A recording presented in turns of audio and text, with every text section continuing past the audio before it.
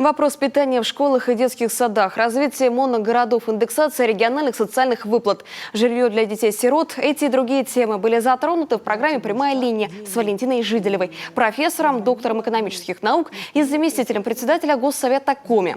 Также в эфире прозвучал вопрос, как переживают наши лесные предприятия нынешнюю экономическую обстановку, особенно те, которые преимущественно работали на экспорт продукции. Любые запреты, любые санкции, они открывают новые возможности для развития тех или иных отраслей. И я уверена, что мы справимся с этими задачами. Более того, мы обязательно наладим углубленную переработку древесины, а не просто вывоз там той же доски, пусть и очень высококачественной. Нам нужно здесь и мебель производить на месте, и вспомнить о том, что прекрасные были Сыктывкарская фабрика мебельная, Печорская мебельная фабрика.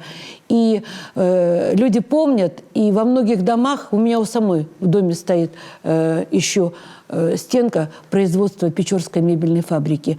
Это уже больше 30 лет. Она прекрасно смотрится, она очень вместительная, очень подвержена любым там трансформациям. Нашего производства. Да, конечно, качественная. И это мы умеем делать. И это нужно обязательно делать в республике.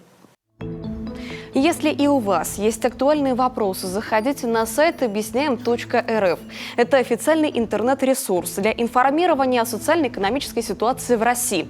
Достоверно о том, что важно прямо сейчас.